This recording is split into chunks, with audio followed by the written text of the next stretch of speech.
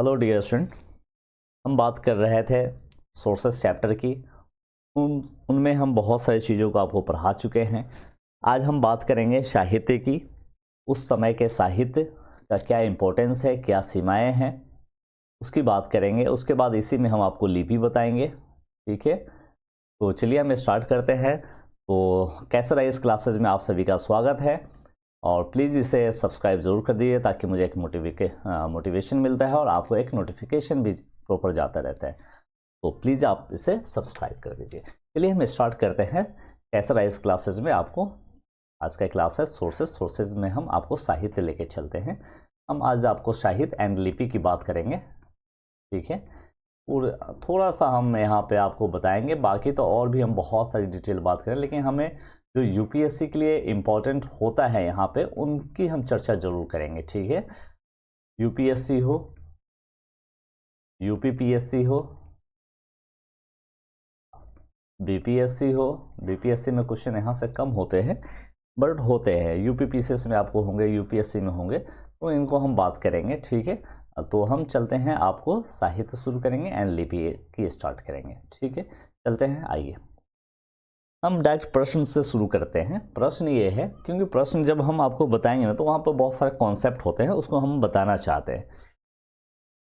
तो आपका प्रश्न ये है कि धार्मिक साहित्य में ब्राह्मण साहित्य के समानांतर बौद्ध एवं जैन साहित्य का भी विकास हुआ। ये बात सही है। धार्मिक साहित्य में ब्राह्मण साहित्य के साथ साथ समानांतर ही बौद्ध एवं जैन साहित्य का विकास हुआ है। ठीक है ना, ये बात तो है। अब देखिए हुआ क्या, बौद्ध ग्रंथ पाली में लिखे गए थे, संस्कृत में नहीं लिखा गया था। और पाली उस समय की आम जन की भाषा थी। बाकी जो ग्रंथ लिखी गई वो संस्कृत में लिखे गए थे, जो आम जन की बात भाषा नहीं थी, उच्च वर्गीय भाषा थी। और पाली एक आम जन की भाषा थी, इसलिए इसका चर्चित होने में ज़्यादा भूमिका निभाई। ठीक है, ये आम जन की भाषा होने की वजह से। और आपको एक चीज़ और बताऊं यहीं पे कि बौद्ध ग्रंथ जो है आरंभिक लिखित ग्रंथ है। सबसे पहले अगर किसी ग्रंथ को लिखित रूप दिया गया तो वो है बौद्ध ग्रंथ। पहली शताब्दी में लिखी गई श्रीलंका में। ठीक है, पहली शताब्दी में, ये याद रखेंगे। ठीक है, बौद्ध साहित्य में महात्मा बुद्ध के उपदेशों को 3 पिटकों में, जिसको हम त्रिपिटक कहते हैं, उन त्रिपिटकों में लिखा गया है, बातचीत के माध्यम से लिखा गया है। ठीक है, वो लिखा गया जैसे कि खाल पे, ताम्रपत्र पे, छाप पत्र पे, ठीक है, लिख करके एक बास्केट के अंदर या किसी टोकरी के अंदर रख करके सेफ्टी से उसको रख दिया जाता। लेकिन एक समय के अनुसार क्या हुआ कि वो गल गया। लेकिन उस वक्त जो परंपरा चलती थी वो मौखिक परंपरा चलती थी। उस समय लिखित रूप से पहले जो परंपरा चलती थी वो लिखित रूप से हुआ करती थी। जैसे आपने रटा, फिर आपके आने वाले जनरेशन रटेगा, फिर वो रटेगा आगे। मतलब ऐसे लिखित रूप नहीं होता था, एक मौखिक होता था। लोग दिन रात अपना सर छिलवा करके चंदन टीका, माथा जब गर्म हो जाता था लोग को रटते रटते, इसलिए वहाँ से चंदन टीका का जो है ना लेप लगाते थे आगे से, कि माथा सर जो है ठंडा रहे। तो उस वक्त ये रटने की परंपरा होती थी, ऐसे ये चलता था, जनरेशन बाय जनरेशन आगे चलता था। लेकिन एक समय के अनुसार क्या हुआ, वो गल गया। ठीक है, लिखित रूप तो पहली बार श्रीलंका में दिया गया है इन पिटकों को। ठीक है, ग्रंथ हालांकि सबसे पहले जो है, अगर आपसे पूछे किसी ग्रंथ के बारे में, अगर ऑप्शन रहेगा ही रहेगा बौद्ध ग्रंथ, तो आपको टिक लगाना होगा अपने पीटी के आंसर में। बौद्ध ग्रंथ को सबसे पहले लिखित रूप अगर दिया गया किसी ग्रंथों को तो है आपका बौद्ध ग्रंथ। ठीक है,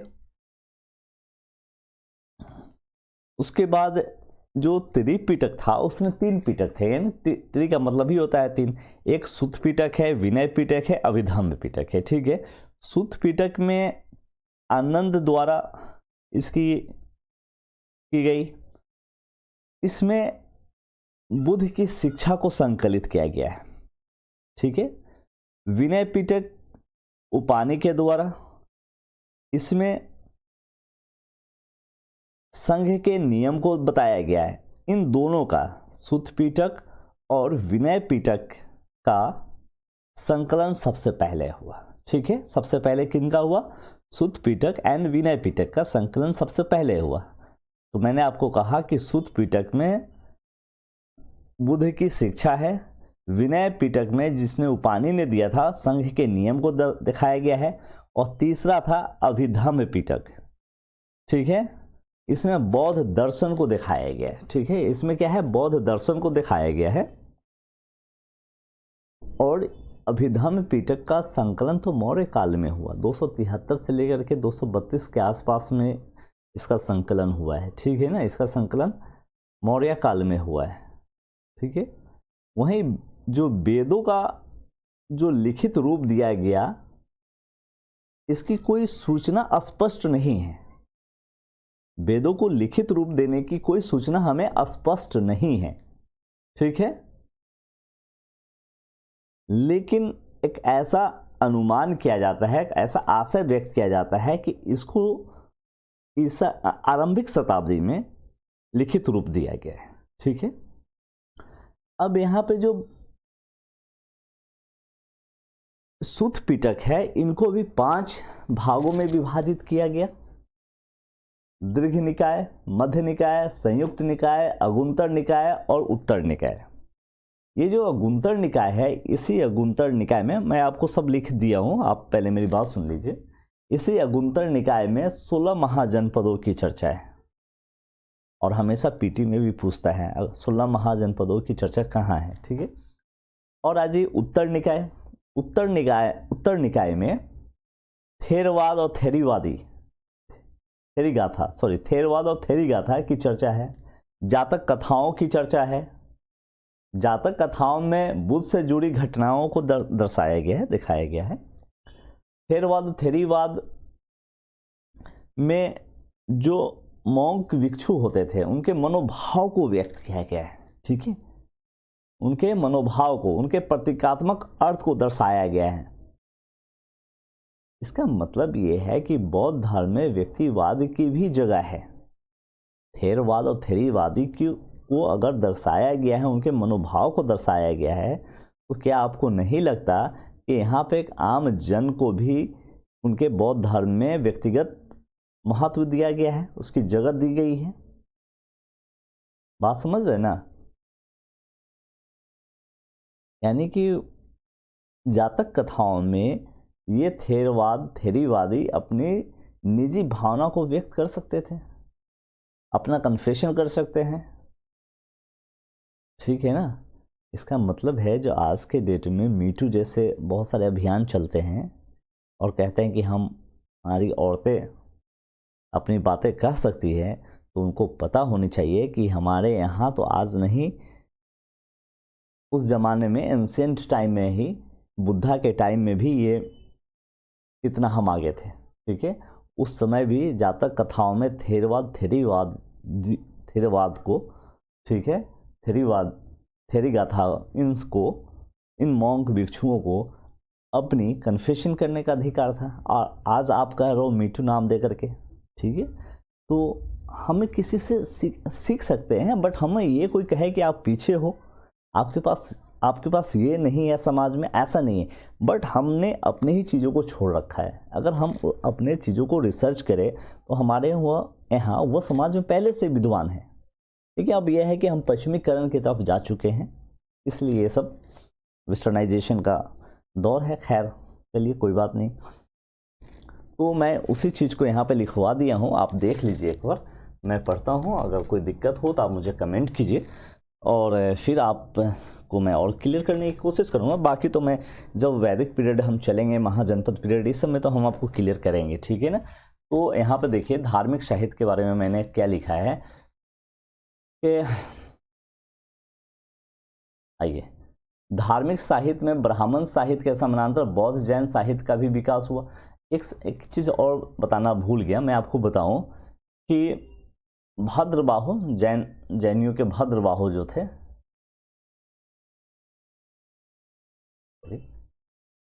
थोड़ा सा इसका टैब जो है दिक्कत करते हैं।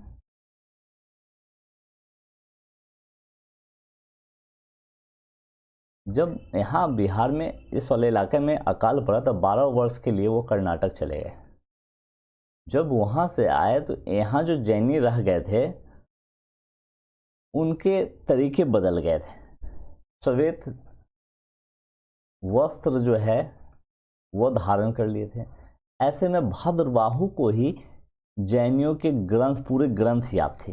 14 वो में बटे हुए थे, 14 पार्ट में बटे हुए थे। ठीक है, उससे वो क्षुब्ध होकर के इनको छोड़ दिए, यहाँ से वो निकल गए। ठीक है, यहाँ से निकल गए। लेकिन अब श्वेतांबरों में जो श्वेत वस्त्र धारण किए गए थे उनको श्वेतांबर क्या खलबली मच गई कि भाई अब मेन है कि सब कुछ ठीक है, आप फॉलोअर हो, अपने तरीके से फॉलो कर रहे हो, लेकिन मेन ग्रंथ याद नहीं है, तो आप फिर किस आधार पे इसको लेके चलोगे। तो श्वेतांबरों ने अपनी एक सभा बुलाई, उसमें लोगों को जिम्मेदारी गई कि आप कुछ याद कर लो, आप कुछ याद कर लो, थोड़ा बहुत आप याद कर लो।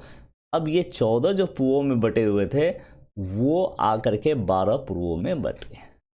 तो लोगों ने 11 तक तो याद किया, 12वां लोगों से याद नहीं हुआ, और ये याद था सिर्फ भद्रबाहु को। ठीक है, इसलिए इनकम्प्लीट रह गया। ठीक है, तो खैर इसकी चर्चा तो हम आगे करेंगे। तो चलिए हम यहाँ पे आपको बताना चाहते हैं। देखिए, बौद्ध ग्रंथ पाली में लिखी गई। ठीक है, पाली में लिखे गए थे। यह 3 पिटकों में संकलित था, अथवा इसे त्रिपिटक कहा गया, यथा सुत्त पिटक बुद्ध की शिक्षा आनंद द्वारा, विनय पिटक अपनी ठीक है उपानि द्वारा, ये उपानि है। विनय पिटक किसके द्वारा? उपानि के द्वारा। अभिधम्म पिटक बौद्ध दर्शन है, जिनका संकलन मौर्य काल के 273 ईस्वी से लेकर के 232 ईस्वी पूर्व में हुआ। जो सुत्त पिटक है 5 निकायों में विभाजित किया गया है। आरंभ में जैन ग्रंथ 14 वर्गों में संकलित था। आगे जब पाटलिपुत्र परिषद होती है, जब वही दिगंबर चले गए इनको छोड़ करके, तो श्वेतांबरों ने जो आगे ये किया, उनको 12 अंगों में संकलित किया गया। ठीक है, 12 अंगों में क्योंकि अब यहाँ पर जिम्मेदारी दी गई लोगों को कि भाई आप याद कर लो, आप याद कर लो। तो ठीक है, तो खैर 11 तक तो कंप्लीट वो कर पाए, लेकिन 12वां याद नहीं हुआ, ये इनकम्प्लीट रह गया। और ये सब याद था भद्रबाहु को। ठीक है, भद्रबाहु को, इसलिए कर्नाटक चले गए। तो आज भी आप कर्नाटक में जाओगे तो एक कर्नाटक में जैन जो है ना, उनकी संख्या ठीक ठाक है वहाँ पे। ठीक है, चलते हैं नेक्स्ट स्लाइड में। तो आ जाओ, यहाँ पे देखो, हमें अध्ययन स्रोत के रूप में निम्नलिखित योगदान, जो अध्ययन स्रोत है उनका निम्नलिखित योगदान क्या है उसको हम देख लेते हैं। हमें तत्कालिक राजनीतिक, आर्थिक और सामाजिक जीवन की जानकारी मिलती है। जो बौद्ध ग्रंथ लिखे गए हैं या जैन ग्रंथ जो लिखे गए हैं, उससे हमें राजनीतिक, आर्थिक, सामाजिक जीवन की जानकारी मिलती है। साथ ही हमें विचार एवं दर्शन की भी सूचना मिलती है। जैसे थेरगाथा और थेरीगाथा की सूचना मिली आपको, विचार की, दर्शन की मिली। साहित्य जो थे वो जन सामान्य की भाषा प्राकृत से जुड़ा हुआ, इसलिए यह अध्ययन के स्रोत के रूप में यह वैकल्पिक दृष्टिकोण देता है, अर्थात इसे जन सामान्य के जीवन की झलक मिलती है। ठीक है, जो साहित्य है वो जन सामान्य की भाषा प्राकृत से जुड़ी हुई है। ठीक है, तो याद रखना होगा आपको। ठीक है, इसलिए इतना चर्चित हुआ है। ठीक है, अब हम इसकी लिमिटेशन क्या है उसको हम देख लेते हैं। जो साहित्य है इसकी लिमिटेशन क्या है, इसको अगर हम देख लें तो आपको एक ओवरऑल आइडिया मिल जाएगा। मैंने ये कहा कि साहित्य से आपको 2 चीज़ें, यहाँ 2-3 चीज़ें हैं जो आपको इम्पोर्टेंट है, मैं फिर से बताना चाहता हूँ। एक तो राजनीतिक, आर्थिक, सामाजिक जीवन की जानकारी मिली, विचार एवं दर्शन की सूचना मिली, जन सामान्य की भाषा प्राकृत से जुड़ा हुआ था, इसलिए ज़्यादा फेमस हुआ। वैकल्पिक दृष्टिकोण देता है जो जन सामान्य की जीवन को की झलक प्रस्तुत करता है। बाकी जो साहित्य लिखी गई वो अभिजात वर्ग की जो भाषा थी संस्कृत, उसमें लिखी गई थी। ठीक है, इसलिए इतनी प्रसिद्धि उस समय नहीं पाई जितनी इन सबों ने पाई थी। ठीक है, तो आगे हम चलते हैं इनकी सीमाओं पे। ठीक है, इनकी सीमाएं देखते हैं। चलिए अब हम स्टार्ट करते हैं, इसकी सीमाएं बताते हैं आपको। ठीक है, तो सीमाएं जो है इसकी, जैसे कि पहला लिखा है मैंने कि किसी एक काल की रचना नहीं है ये। हाँ, ये आप देखो, ये सिर्फ इन्हीं साहित्य के साथ नहीं है। ये सारी जितनी भी साहित्य हैं, वैदिक साहित्य में जाओ, बौद्ध में जाओ, जैन में जाओ, जो भी साहित्य है, कोई भी साहित्य एक काल की रचना नहीं, ये समस्या सबके साथ है। ठीक है। दूसरा हमने ये लिखा है कि हर प्रकार के उद्देश्यों से तथ्यों को जहां तहां तोड़ा और ममोड़ा गया है। यहाँ मौलाना लिखा गया। ठीक है। जहां तहां तोड़ा और ममोड़ा, तोड़ा एंड ममोड़ा गया है। ठीक है। तोड़ा और ममोड़ा गया है। ठीक है। ये जैसे ब्राह्मण धर्म आया तो तथ्यों को उसने अपने तरीके से मोल्ड किया, अलग तरीके से। बौद्ध आया, वो उसने तथ्यों को अपने तरीके से उसको सुलझाने की कोशिश की। जैन, सभी धर्मों के साथ ये समस्या रही कि उन्होंने अपने समय के अनुसार उसके जो तरीके होते हैं, अपने तरीके से इन उद्देश्यों को तोड़ा और ममोड़ा है। ठीक है। तीसरा ये है कि आपको, तीसरा इसमें पॉइंट ये है, पहला तो दो बताया, प्राचीन काल के अध्ययन के स्रोत के रूप में साहित्यिक साक्ष्य का विश्लेषण करने पर हम पाते हैं कि प्राचीन भारत के लोगों के इतिहास संबंधी संकल्पना स्थिर नहीं थी, बल्कि समय के साथ परिवर्तित होती रही थी। जब प्राचीन भारत का अध्ययन हम करते हैं तो हम ये पाते हैं कि जो साहित्यिक साक्ष्य का विश्लेषण करने पे हम पाते हैं कि प्राचीन भारत के लोगों की इतिहास संबंधी संकल्पना स्थिर नहीं थी, बल्कि समय के साथ परिवर्तित होती रही थी। ठीक है। भारत उस समय, भारतीय समाज में जो इतिहास की जो गणना और समय की जो गणना की जाती थी वो रेखीय न होकर चक्रीय होती थी। ठीक है। रेखीय न होकर के चक्रीय होती थी समय की गणना, और घटना के पीछे कार्य कारण का आधार से संबंध जोड़कर उस वक्त नहीं देखते थे। जब बाद में यूनानी और रोमन आए तो इन्होंने कार्य के पीछे कारण को खोजने की कोशिश की। ठीक है। तो एक वैज्ञानिक पद्धति विकसित हुई है, उससे पहले ऐसा नहीं था। ठीक है। और एक समय ऐसा आया जब धर्म और धर्म पर आधारित ग्रंथों से आगे बढ़कर आत्मकथात्मक ग्रंथों की रचना होने लगी, जो शासक के जीवन से जुड़ी हुई घटनाओं को ब्यौरा देने लगी। इस प्रकार इतिहास की संकल्पना अधिक स्पष्ट हुई। यह प्रक्रिया बाणभट्ट के हर्षचरित्र से आरंभ होकर के चंद दरबाई और पृथ्वीराज रासो तक के विकसित होती रही है। ठीक है। पृथ्वीराज रासो तक के विकसित होती रही है। एक राजतरंगिणी को छोड़ दिया जाए तो कोई भी ऐसा विशुद्ध राजनीतिक कृति नहीं मिलती है आपको उस समय। वेद ये धर्म के आधार पे एक मन ग्रंथ, एक मिथक है ये। ठीक है। बौद्धों के साथ यही है, जैन ग्रंथों के साथ यही है। तो ये समस्याएं इन ग्रंथों के साथ हुई है। ठीक है। आगे एक्चुअली इसमें समझाना बहुत है, लेकिन मैं अभी आपको उस स्तर पे लेके जाना नहीं चाह रहा हूँ। इसको हम आगे जब हम चैप्टर में घुसेंगे ना तो बहुत डिटेल हम करने वाले हैं, इसलिए डोंट वरी। नेक्स्ट हम चलते हैं। अगर आप बात करो तो प्रत्येक कार्य का एक कारण होता है, प्रत्येक कारण का एक कार्य होता है। ये एक वैज्ञानिक संबंध है ना, ये देन है हमारे यूनानी एंड रोमन जब लेखक को की देन है ये। ठीक है। ऐसा माना जाता है कि भारत में इससे पहले इस तरह के लेखन का प्रचलन नहीं था। ठीक है। कहा जाता है इस्लाम में इतिहास लेखन में रुचि, उसके पीछे कारण है पैगंबर के इतिहासों को, उनके उपदेशों को लिखने की जो परंपरा शुरू हुई है, वहां से इतिहास लेखन की परंपरा की शुरुआत हुई। ठीक है। इससे पहले बुद्धा जैनों के समय में ऐसा कहा जाता है कि ये परंपरा नहीं चलती थी। ठीक है।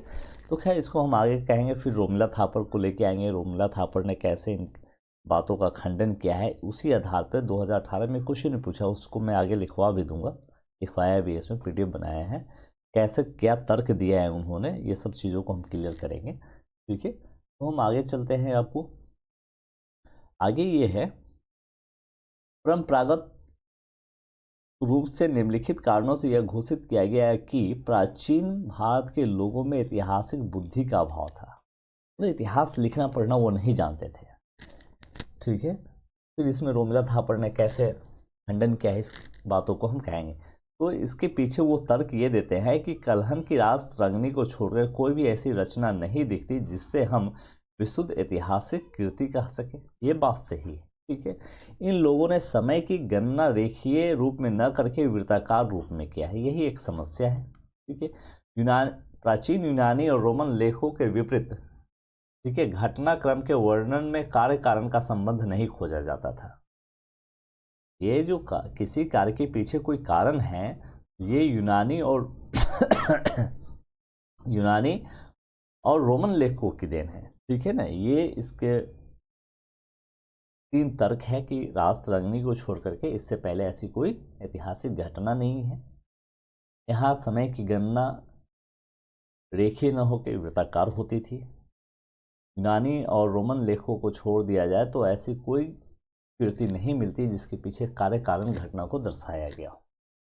और ये अगर ये कार्य कारण घटना को दर्शा के आप लिखते हो तो एक वैज्ञानिक पद्धति का विकास होता है।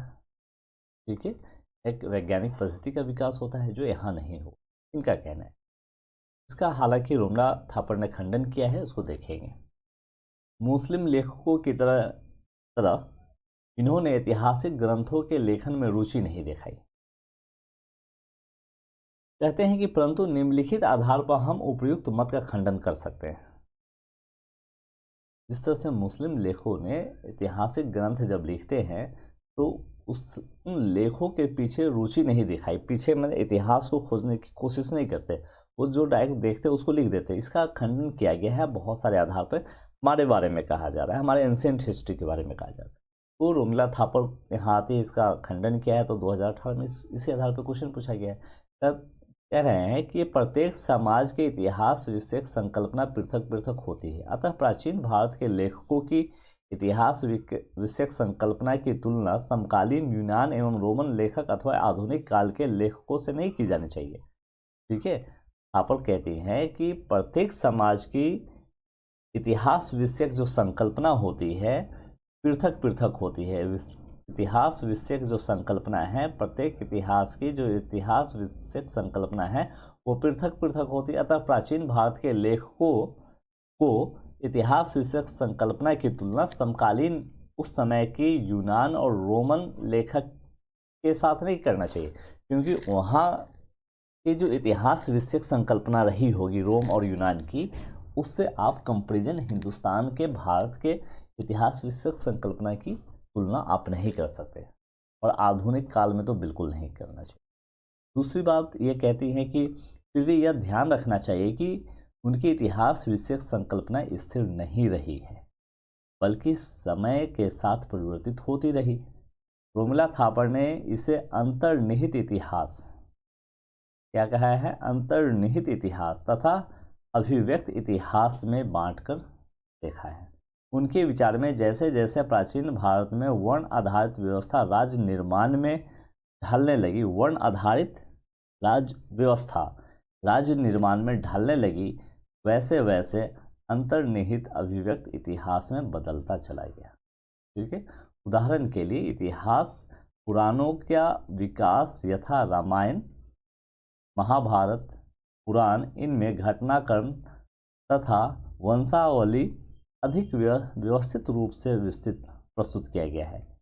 इसका विकास राजाओं के द्वारा खुदवाई गई परिस्थिति में अंत में आत्मकथात्मक रचनाओं के रूप में विकसित हुआ है। ठीक है, तो ये सारी पॉइंट है। तो रोमिला थापर ने 2 पॉइंट इन्होंने दिया। पहला पॉइंट आप यहाँ पे ये देखिए, इतिहास विषयक संकल्पना अलग अलग होती है। तो आप शॉर्ट नोट्स में एक पॉइंट बना लीजिए, इतिहास विषयक संकल्पना अलग अलग। ठीक है, पहला। दूसरी बात यह है कि जो इतिहास विषयक संकल्पना है वो स्थिर नहीं होती। क्या नहीं होती? ये स्थिर नहीं होती। रोमिला थापर, यहाँ पे थापर लिख दीजिए, थापर ने कहा है अंतर्निहित और अभिव्यक्त इतिहास। ठीक है, अभिव्यक्त इतिहास। इसके आगे वर्ण आधारित राज्य व्यवस्था का निर्माण होने लगा, ढलने लगी। वैसे जैसे जैसे ये ढलने लगी, ढलने से अंतर्निहित इतिहास अभिव्यक्त इतिहास में बदलता गया। तो ये अंतर्निहित से क्या हो गया, अभिव्यक्त इतिहास में, अभिव्यक्त इतिहास में ढलता चला गया। ठीक है, इस इतिहास में ढलता चला गया, अभिव्यक्त इतिहास में ढलता चला गया। इतना आप शॉर्ट नोट्स बना लीजिए, आगे खत्म। इसके आगे अगर इसी में जब अभिव्यक्त इतिहास में जाएगा तो उदाहरण के लिए आप उसके उदाहरण, अगर आपसे पूछे कि अभिव्यक्त इतिहास जो अंतर्निहित इतिहास से अभिव्यक्त इतिहास में गया है तो उसके उदाहरण दे दिए। महाभारत, रामायण, पुराणों का विकास हुआ, घटनाक्रम हुआ, उसमें उनकी वंशावली व्यवस्थित और राजनीतिक और वंशावली व्यवस्थित रूप से प्रस्तुत की गई। इस बात को लिख दीजिए, काम कंप्लीट हो जाएगा। नेक्स्ट क्वेश्चन पे इस पे चलते हैं पीडीएफ पे। अब ये कह रहा है प्राचीन भारत समकालीन विश्व से पृथक नहीं रहा था। जो उस समय का समकालीन भारत था, प्राचीन भारत समकालीन विश्व से पृथक नहीं था बल्कि निरंतर उनके संपर्क में रहा था। विश्व के विभिन्न क्षेत्रों में बुद्धिजीवी, यात्री एवं तीर्थयात्री के रूप में या फिर राजदूत अथवा शासक के सहकर्मी के रूप में भारत आए थे। कह रहा है कि उस वक्त का जो भारत था वो दुनिया से कटा नहीं था, वो निरंतर संपर्क में था। ठीक है, कह रहा है विभिन्न क्षेत्रों से, अलग अलग क्षेत्रों से बुद्धिजीवी, यात्री या तीर्थयात्री भारत में, जैसे फाहियान, हिंसा तो आए हैं ना, आते रहे हैं, या उनके राजदूत के रूप में, शासक के राजदूत के रूप में उनके सहकर्मी भी साथ में आते रहे हैं। ठीक है, इन्होंने भारत के संबंध में बहुमूल्य यात्रा वृत्तांत छोड़े हैं जो वर्तमान में इतिहास के महत्वपूर्ण अध्ययन के स्रोत के रूप में स्थापित हुए। इन्हें निम्नलिखित समूह में बांटकर देखा जा सकता है। ठीक है, बहुत सारे यूनानी लेखक, चीनी लेखक इत्यादि आए हैं आपके यहाँ। बहुत सारे जब बुद्धिजीवी आते थे या राजा आता था तो उसके साथ साथ उसके सहकर्मी आते थे। उन्होंने बहुत सारी यात्रा वृत्तांत छोड़े हैं जो हमारे इतिहास अध्ययन के लिए महत्वपूर्ण है। जैसे कि पहला है यूनान रोमन, ये रोमन है। ठीक है, यूनान रोमन। ठीक है, जब यूनानी आए, रोमन आए, तो उन्होंने क्या छोड़ा है और उससे हमने क्या सीखा है और क्या देखा है, इतिहास अध्ययन में हमारी क्या सहायता की है। ठीक है, इस समूह में जैसे सिकंदर के साथ कुछ इतिहासकार आए, यथा नियस्क, केपियस, इस आदि प्रमुख है। आगे संपूर्ण मौर्य के दरबार में मेगास्थनीज एक राजदूत के रूप में अपना विवरण छोड़ा है। ईसा की आरंभिक शताब्दियों में रोमन लेखक बायोगोरस के विवरण उपलब्ध है। अध्ययन स्रोतों के रूप में अत्यधिक महत्वपूर्ण 6ठी सदी ईसा पूर्व में उत्तर पश्चिम भारत का इतिहास जानने के लिए एकमात्र स्रोत सिकंदर के इतिहासकारों का विवरण है। उत्तर नॉर्थ वेस्ट के भारत के बारे में इतिहास जानने के लिए एकमात्र आपके पास स्रोत है सिकंदर के इतिहासकारों का। उसी प्रकार मौर्य काल का इतिहास जानने के लिए मेगास्थनीज का विवरण महत्वपूर्ण है। ठीक है, मेगास्थनीज का विवरण महत्वपूर्ण है। इसके अतिरिक्त ईसा की आरंभिक शताब्दियों में रोमन व्यापार की जानकारी रोमन लेखकों के विवरण से मिलता है। तो ये आपको बताना होगा कि भारत समकालीन भारत जो था बाकी विश्व से कटा नहीं था। भारत बुद्धिजीवी, यात्री या शासक वर्ग आते रहे हैं, उनके साथ उनके बहुत सारे सहकर्मी आए हैं, बहुत सारे यात्रा वृत्तांत छोड़े हैं, जिससे हमारे इतिहास को जानने में उसके अध्ययन स्रोत के रूप में एक महत्वपूर्ण भूमिका निभाई है। जिससे यूनानी रोमन, तो मेगास्थनी जो सिकंदर की बात लिख दो, एक तो आप यहाँ पर देख लीजिए सिकंदर, नियस्क, केपियस, हीस आदि के बारे में आप लिख दो, मेगास्थनीज के बारे में लिख दीजिए, सिकंदर के बारे में लिख दीजिए, आपका ये यूनानी रोमन कंप्लीट हो जाए। ठीक है, 2-3 के बारे में लिख दिए, कंप्लीट हो जाएगा। छोटे छोटे कि उन्होंने आया हमें उनके बारे में, जैसे मौर्यों के बारे में किसका, मेगास्थनीज इंपॉर्टेंट है। ठीक है, मौर्य काल को हम मेगास्थनीज से जान सकते हैं। ठीक है, आगे चलते हैं। अब आते हैं चीनी वृत्तांत। चीनी यात्री फाहियान के विवरण से चंद्रगुप्त मौर्य, फाहियान के विवरण से हमको चंद्रगुप्त मौर्य के इतिहास और उसके राजवंशावली के बारे में जानकारी मिलती है। गुप्तकालीन राजनीतिक, सामाजिक एवं सांस्कृतिक जीवन की जानकारी 7वीं सदी में हेनसांग के विवरण से मिलता है। ठीक है, यहाँ देखिए गुप्त काल के बारे में हमें जानकारी हेनसांग से मिल जाती है। फाहियान से हमें चंद्रगुप्त मौर्य के बारे में, ठीक है, हर्षवर्धन काल की उपलब्धियों की सूचना मिलती है। ठीक है, हेनसांग से हर्षवर्धन की। अब आते हैं अरब वृत्तांत, अरबी लोग आए हैं। भारत में 9वीं सदी में सुलेमान नामक लेखक था। ठीक है, भारत में 9वीं सदी में सुलेमान नामक लेखक था। आगे 10वीं सदी तथा 11वीं सदी के आरंभ में अल मसूदी एवं अल बरूनी नामक लेखक का आगमन हुआ। सुलेमान तथा अल मसूदी से प्रतिहार एवं राष्ट्रकूटों के शासकों की सूचना प्राप्त होती है। वहीं अल बरूनी के विवरण से 11वीं सदी में उत्तर भारत के सामाजिक एवं सांस्कृतिक जीवन की झलक मिलती है। इतना तो आप लिख दोगे तो क्या है, अगर ये इस पर 2 मार्क्स होता फुल का फुल 2 मार्क्स मिल जाएगा। ठीक है, इतना तो आप बहुत है लिखने के लिए। ठीक है, बट इसकी लिमिटेशन क्या है, सीमाएं क्या है, हम उसको देखते हैं। सीमाएं यह है कि भारतीय परिस्थितियों की जानकारी नहीं थी। ये जो लोग आए थे ये बाहर से आए थे, पूरा भारत तो घूमे नहीं कोई किसी खास क्षेत्र में रहा, तो जानकारी नहीं, भारतीय परिस्थितियों की जानकारी नहीं थी, इसलिए कुछ विवरण दोषपूर्ण उन्होंने दे दिए। मिथक एवं वास्तविकता में अंतर करना कठिन हो गया इनके लिए, कर नहीं पाए। चीनी यात्री बौद्ध धर्म के प्रभाव में थे, इसलिए उनके लेखन पर बौद्ध धर्म का गहरा प्रभाव था। वो जो चीनी यात्री जो लिखे वो बौद्ध धर्म के प्रभाव में थे। उनका जो लेखन हुआ, उन्होंने जो देखा वो उसी चश्मे से देखने की कोशिश की। बहुत सारे जैसे सिकंदर के साथ आए अरबी वृत्तांत जो हमको मिला है, वो मिथक और वास्तविकता में वो कहते थे कि भारतीय लिखना पढ़ना ही नहीं जानते। तो ऐसे बहुत सारे मिथक उन्होंने प्रस्तुत किए हैं। ठीक है, ये इनकी लिमिटेशन रही है। नेक्स्ट क्वेश्चन पे चलते हैं पीडीएफ पे। अब आते हैं हम लिपि के बारे में थोड़ा जानते हैं।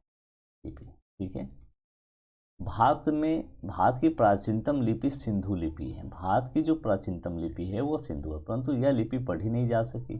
पढ़े जाने वाली प्राचीनतम लिपि ब्राह्मी लिपि है। भारत में पढ़ी जाने वाली जो प्राचीनतम लिपि है वह ब्राह्मी लिपि है। इसका आरंभिक प्रयोग हमें अशोक के अभिलेखों में देखने को मिलता है। ब्राह्मी लिपि का उपयोग शुरू में हमें अशोक के अभिलेखों में देखने को मिलता है और यही प्राचीनतम पढ़ी जाने वाली लिपि है। उत्तर पश्चिम यानी नॉर्थ वेस्ट इंडिया, यानी आज के डेट में ये अफगानिस्तान बलूचिस्तान वाला जो इलाका है, ईरानियों के संपर्क से अरमाइक लिपि का विकास हुआ। यहाँ ईरान के बॉर्डर से है ना, अरमाइक लिपि का विकास हुआ। ठीक है, ऐसा अनुमान किया जाता है कि अरमाइक लिपि से खरोष्टी लिपि का विकास हुआ। इसी अरमाइक लिपि से खरोष्टी लिपि यानी पाकिस्तान वाले इलाके में जो है विकास हुआ होगा। इस प्रकार ईरानी संपर्क से उत्तर पश्चिम में 2 लिपियों का विकास हुआ। एक तो अरमाइक का हुआ, दूसरा खरोष्टी का हुआ। आगे यह क्षेत्र यूनानियों के नियंत्रण में आ गया, अतः यूनानी लिपि का भी प्रचलन आरंभ हुआ होगा। एक मान्यता है कि उत्तर पश्चिम में ब्राह्मी लिपि का विकास, उत्तर पश्चिम में नॉर्थ वेस्ट में ब्राह्मी लिपि का विकास संभवतः खरोष्टी लिपि से हुआ होगा। उत्तर पश्चिम में नॉर्थ वेस्ट वाला जो वही अफगानिस्तान पाकिस्तान बलूचिस्तान वाला जो इलाका है, ईरान से जो सटा हुआ है, वहाँ पे कह रहा है ब्राह्मी लिपि का विकास संभवतः खरोष्टी लिपि से। एक ब्राह्मी लिपि है उसका विकास कर रहा है खरोष्टी लिपि से, क्योंकि खरोष्टी लिपि वहाँ डेवलप हुई थी। अशोक के अभिलेखों में मुख्यतः ब्राह्मी लिपि का उपयोग हुआ है, परंतु उत्तर पश्चिम में इसके लिए खरोष्टी, अरमाइक और यूनानी का भी प्रयोग हुआ है। ठीक है, वही अशोक के उत्तर पश्चिम वाले जो इंस्क्रिप्शन मिले हैं वहाँ पे आपको खरोष्टी भी है, अरमाइक भी है और यूनानी का भी मिला। ठीक है, ब्राह्मी लिपि का उत्तर भारत से दक्षिण भारत में भी प्रचलन शुरू हुआ। जो ब्राह्मी लिपि है भारत में यही मिलता है ना, ब्राह्मी लिपि का उत्तर भारत से दक्षिण भारत के तरफ भी प्रचलन शुरू हुआ। इस लिपि में तमिल भी लिखी गई, इसी ब्राह्मी लिपि में तमिल भी लिखी गई है। ठीक है, ये सब याद रखना है, पीटी में भी पूछता है ये। इसे तमिल ब्राह्मणी कहा गया।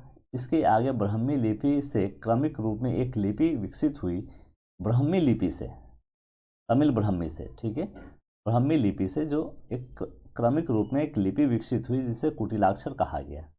10वीं सदी तक कुटिलाक्षर से देवनागरी लिपि, अब आता है कुटिलाक्षर से देवनागरी, जिसको हम हिंदी कहते हैं, लिपि का विकास हुआ, जो अधिकांश भारतीय भाषाओं की लिपि बन गई। तो किस तरह से लिपि का विकास हुआ? ईरानियों के संपर्क में आया तो अरमाइक बना, अरमाइक से फिर खरोष्टी, फिर अरमाइक से आपका ब्राह्मी लिपि का विकास हुआ, ब्राह्मी लिपि फिर भारत के नॉर्थ इंडिया से घुसी साउथ इंडिया में, साउथ इंडिया में गई तो तमिल ब्राह्मी हो गई। इससे कुटिलाक्षर भाषा का, कुटिलाक्षर से आपका देवनागरी का विकास हुआ। देवनागरी आज हमारी हिंदी भाषा की जो लिपि है वो देवनागरी है, तो अधिकांश भारतीय भाषा बन गई। ठीक है, तो ये हमने साहित्य और भाषा किया है। ठीक है, अभी हम बहुत ज़्यादा आपको इसमें बताना नहीं चाहते, जब हम चैप्टर वाइज चलेंगे तो वहाँ बहुत ज़्यादा डिटेल हम बात करेंगे आपसे। तो सो प्लीज़ मैं आपको साहित्य एंड लिपि के बारे में यहाँ पे इंफॉर्मेशन दे दी। इन सब का पीडीएफ मैं आपको करा दूंगा, जिस दिन आप मैसेज करेंगे मैं आपको दे दूँगा। Thank you for watching, please subscribe to this channel. आपको अच्छा लगे तो सब्सक्राइब कीजिए, ताकि, और सब्सक्राइब करने से एक फ़ायदा ये है कि आपको नोटिफिकेशन मिलता रहेगा, बेल आइकन भी जरूर दबा दीजिएगा और मुझे एक नोटिफिकेशन भी मिलता है। Okay, thank you.